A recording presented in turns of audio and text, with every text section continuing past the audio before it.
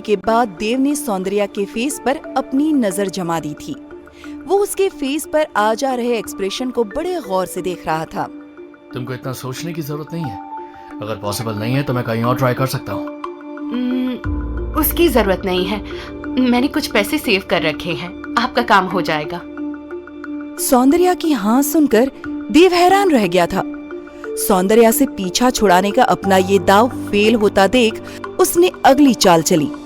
उसे यकीन था इस बात पर सौंदर्या कभी राजी नहीं होगी। तुम तो जानती हो कि मेरे पास रहने के लिए घर नहीं है, तो क्या दूसरा इंतजाम होने तक मैं तुम्हारे साथ आकर रह सकता हूँ?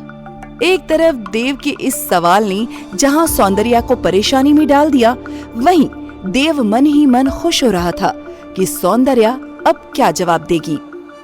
जी वो बात ये है कि इट्स ओके, आज रात मैं कहीं भी गुजार लूंगा। कल मैं अपने रहने के इंतजाम के बारे में सोचता हूँ।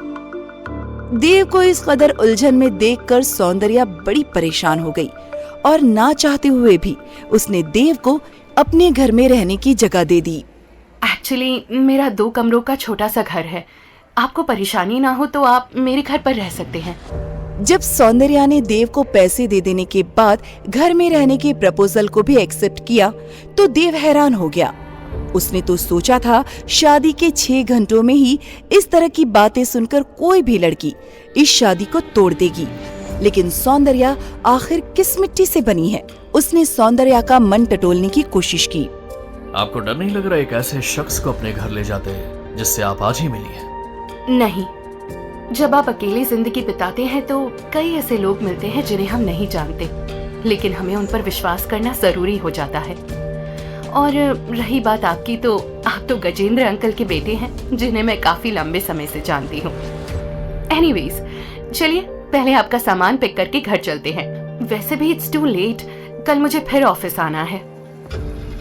काफी देर हो चुकी थी, इसलिए सौंदर्या ने आज रात बाहर से खाना लेकर घर जाने के लिए एक टैक्सी बुक की और मार्केट पहुंच गई। आप क्या खाना चाहेंगे? आप यहाँ छोले भटूरे बहुत अच्छे मिलते हैं। हेल्थ कॉन्शियस देव को छोले भटूरे खाना तो दूर देखना भी पसंद नहीं था। अपनी डाइट का स्पेशल ध्यान रखने वाला देव सिर्फ और सिर्फ फ्रूट, जूस, सैलेड और हल्का भोजन करता था, लेकिन आज न चाहते हुए भी उसके पास कोई ऑप्शन नहीं था। छोले भटूरे, ये तो बहुत ऑयली होगा ना? सौंदर्या जब से देव से मिली थी उसे देव का बिहेवियर काफी अजीबोगरीब लग रहा था। उसे लगा कि कह दे अ बेगर इज नॉट अ चूजर, लेकिन उसने ऐसा कुछ नहीं कहा।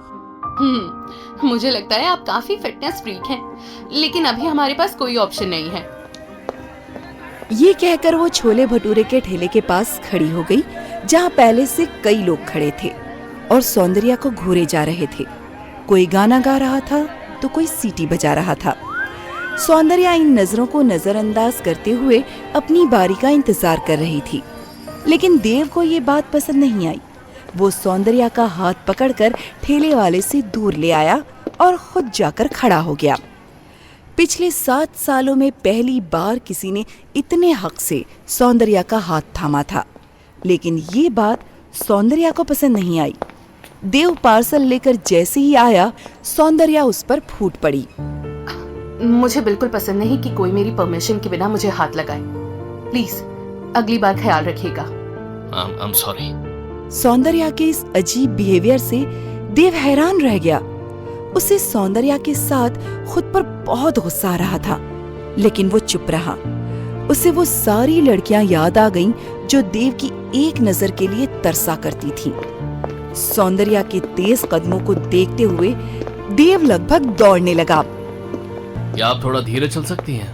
मुझे तेज चलने की आदत नहीं है। मैं देख रही हूँ आदत तो आपको बहुत सी चीजों की नहीं है। खैर, हमें बहुत देर हो चुकी है और कल मुझे ऑफिस भी जाना है। प्लीज आप भी कोशिश कीजिए थोड़ा जल्दी चलने की।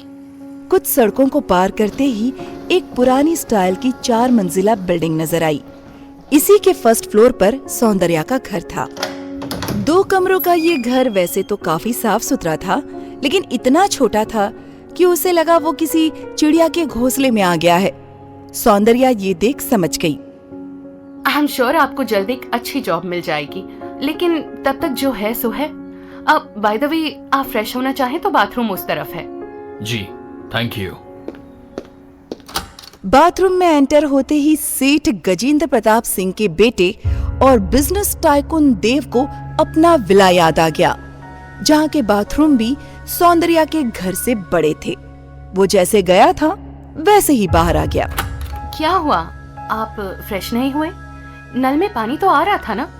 आमतौर पर इस समय पानी आता रहता है। पानी आने का भी समय होता है? कमाल है। खैर, न्यू इन्फॉर्मेशन फॉर मी। वैसे मैं फ्रेश होकर आ गया, भूख बहुत लगी थी तो थोड़ा जल्दी में आ गया। कहने को तो देव कह गया, लेकिन छोले भटूरे को याद करते ही उसकी भूख मर गई।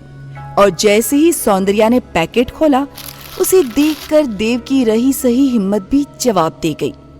देव अपनी इमोशंस को छुपाने की पूरी कोशिश कर रहा था, लेकिन सौंदर्या की तेज निगाहें उसे पकड़ ले रही थी।